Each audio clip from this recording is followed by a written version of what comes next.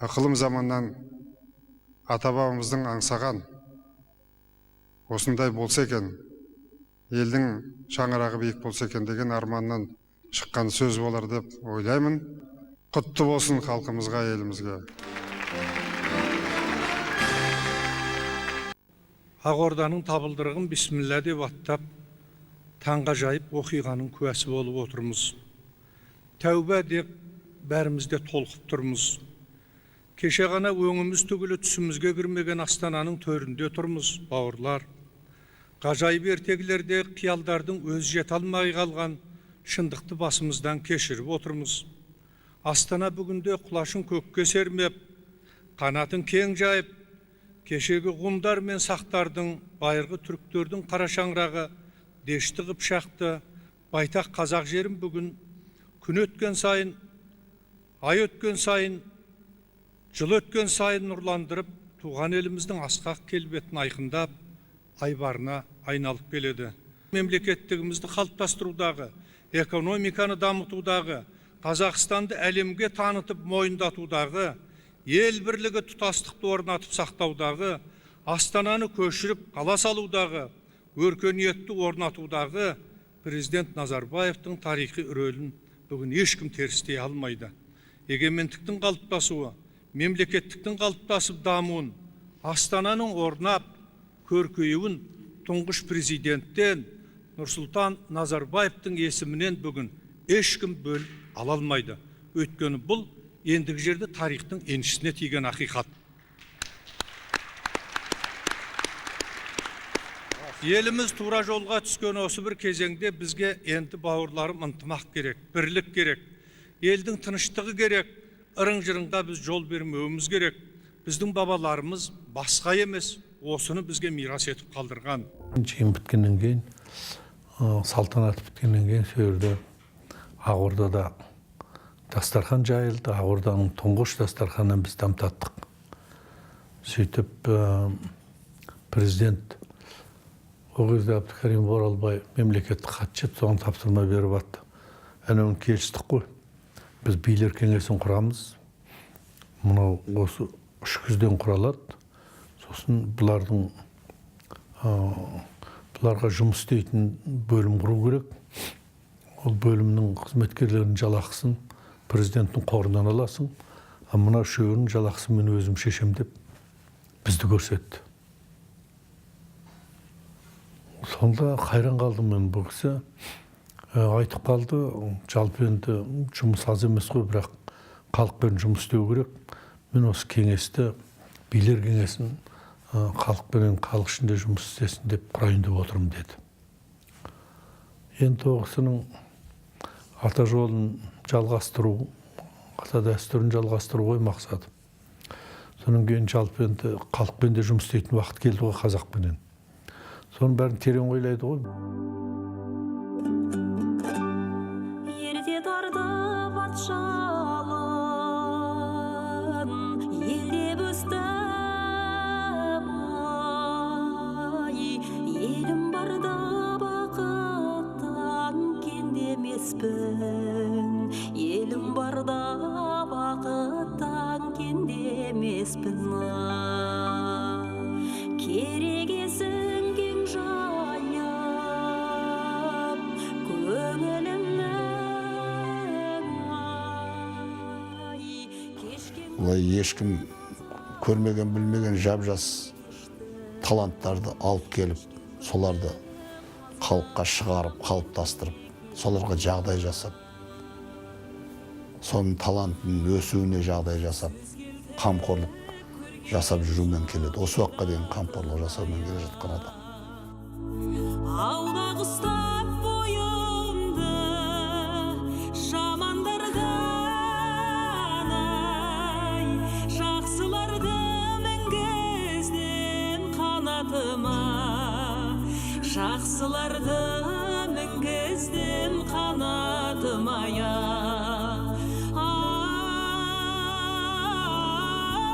Шіркін ай, шапқанаттай бұл дәурен өтер бір күн ай.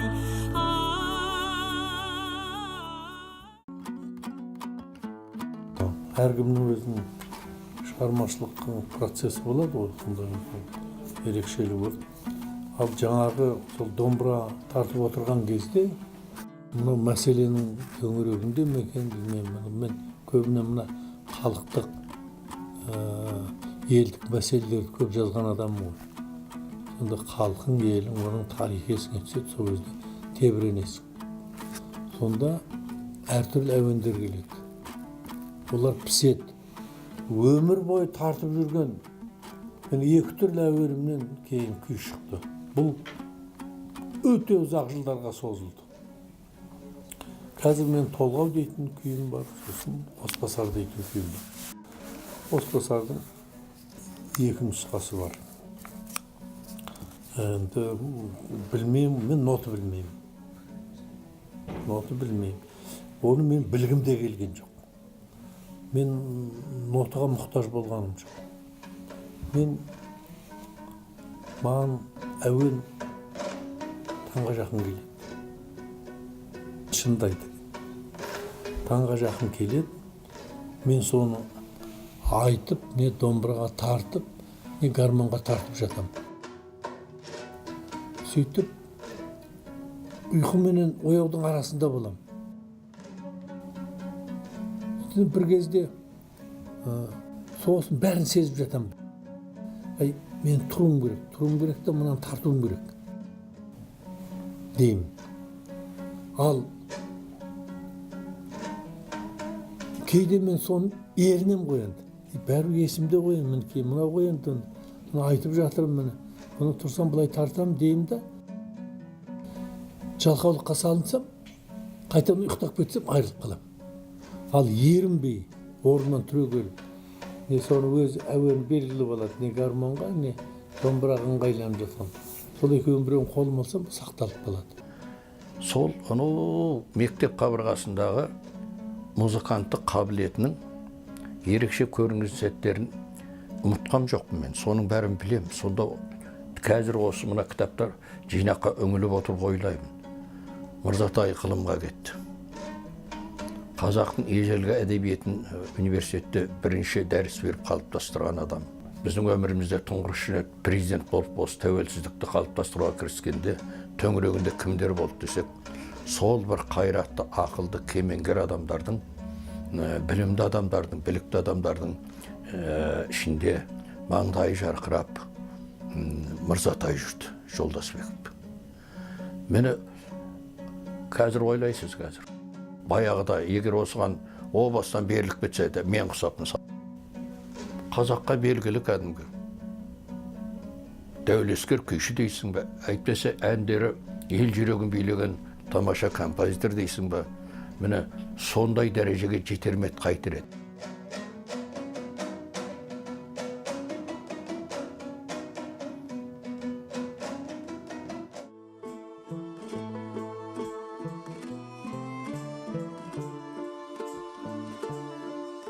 Мырзатайдың өмірінің бар мағыналы кезеңі, қызықты кезеңі, күрделі қиын кезеңі, осының барлығы ғылым мен мемлекет ісіне арналды да, мынау ән, поэзия, музыка, енді ғана бір Қаратаудың етегінен о кенет ашылып кеткен бұлақтай болып бізге жарқырап көрініп отыр.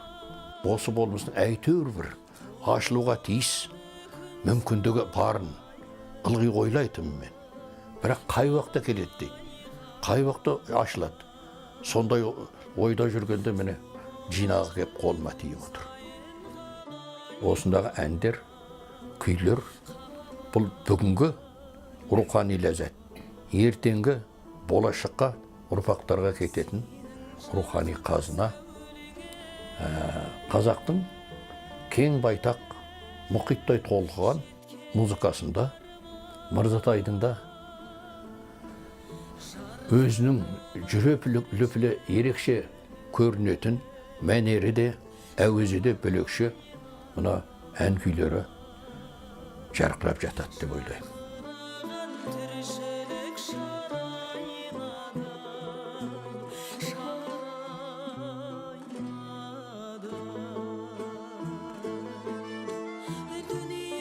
Tаңға жақын сағат 4-те ұйқылы ояу, түс көріп жатыр екен, түсімде менің әкем Жолдасбек, оның әкесі Ақбота, оның әкесі Қожамқұл, Қожамқұлдың әкесі Темір. Темір дейтін енді Төле биде, Қазыбекте, Әйтекеде би болмаған, бірақ сол өзің елдің, өзің рудың би болған адам, сөзі өткен, беті қайтпаған адам. Сол кісі Ақмешіттің губернаторы Перовскиймен келісе алмай, сен табаныңа түспеймін деп, қазір Жамбыл облысының таласына көшіп кеткен. Ол енді менің арғы атам ғой, түбі атам. Таңға жақын келіп тұр. Ешкім маған ол кісіні суреттеген жоқ. Ұзын бойлы, аппақ селдір сақалды, үстінде аппақ түйежің шекпені бар. Тұр, үйге кір. Ояу мен ұйқының арасындамын. Ал уайымға басты мен. Жарықтық не алғырсың? Оқтай сақтай көр. Деп, орнынан қалай түк кеткен білмеймін, гармонды алып. Қолымда.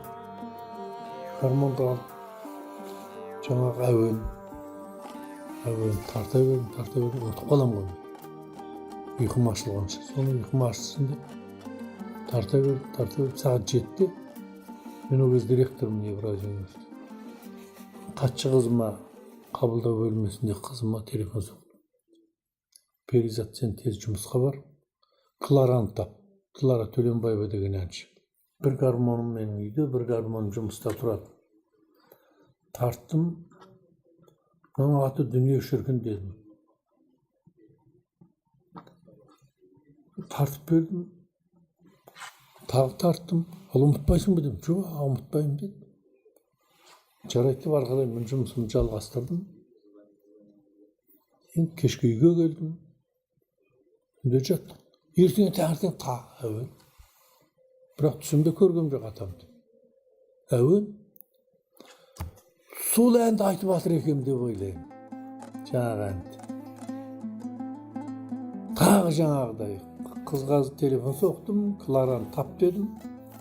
Таңертең 8 болмай келдім жұмысқа. Клара отыр екен. Ал Клара. Ал кешегі ән мына қойын. Мен әлі ұмытқаным жоқ. Сен есіңде ғой? Есімде менің аға. Онда мына қой деп гармонға тартып жібердім. Тарттым, сосын маған тыңдап отырып, тартып болғасын айтады Клара. Аға, кешегі минор еді ғой, мынау мажор ғой дейді. Мен оны қайдан білейін? Сөйтсем, екінші ән туыпты.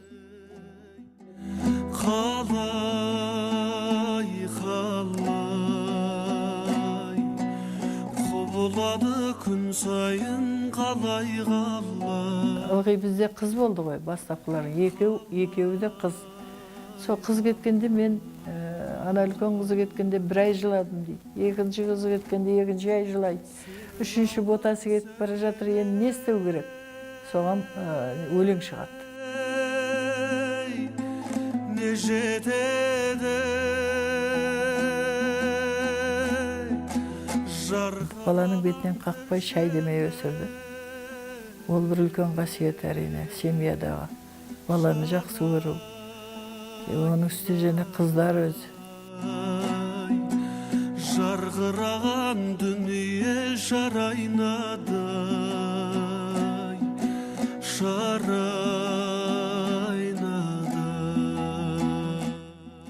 Мен мәселен қандай басшы қызметтерде болдым.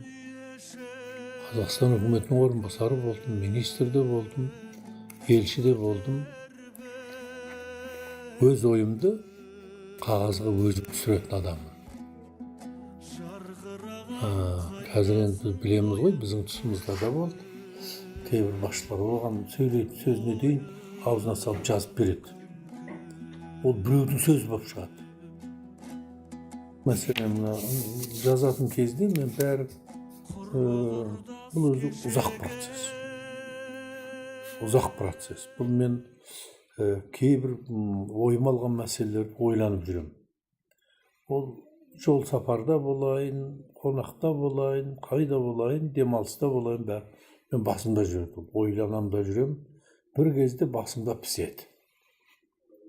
Басымда пістеу деген кезде мен қолыма домбыра аламын. Мен сонша домбырашы емеспін, бірақ домбырасыз күн көре алмаймын. Домбыра алып шертемін. Соны басымда ойды, тақырыпты, мәселені, проблеманы пісіремін. Домбыра маған жақсы жәрдем береді. Домбыра менің ақылшым. Домбыра менің кеңесшім. Домбыра дәл осы кезде мен серігім айналады. Тарта берем. Әбден піскенше тартам. Сол әбден бәрі пістеу дегеннен кейін бар. Домбырада қалады жайына, мен отырамда жазамын. Жазып бітпей мен столдан тұрмаймын. Ал енді мен ендігі еңбегім, негізгім. Сол енді біз анау батыс түрік қағанатының атласын жасадық қой. Енді оның дейін бізде мынау 9-12 ғасырлар. Бұны біз мына әдебиетімізде мұсылман дәуірі дегендегі әдебиет дейміз. Осы дәуірде туған жауһарлар өте көп. Әнеуін ғалымдар келгеннен кейін бұның қашан қайта басы қосыла береді деп, солардың бәрін жинап, осыларға мен қолға салдым. Сөйттім да осы ойымды жариялап жібердім.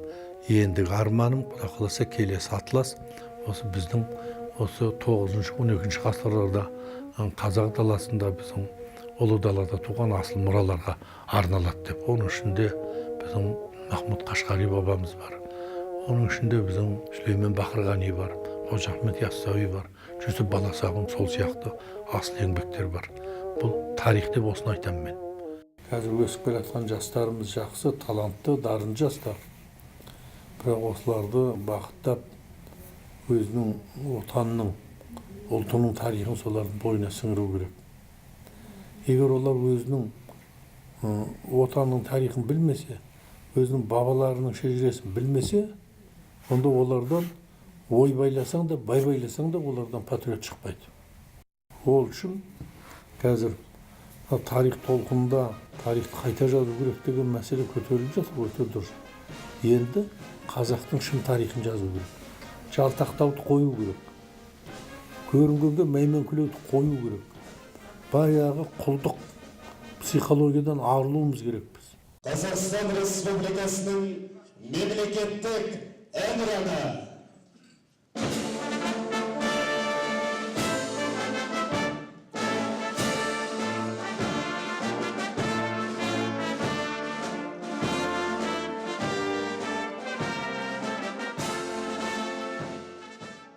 Қоғам қайраткері, филология ғылымдарының докторы, профессор, Қазақстан Республикасының төтенше және өкілетті елшісі.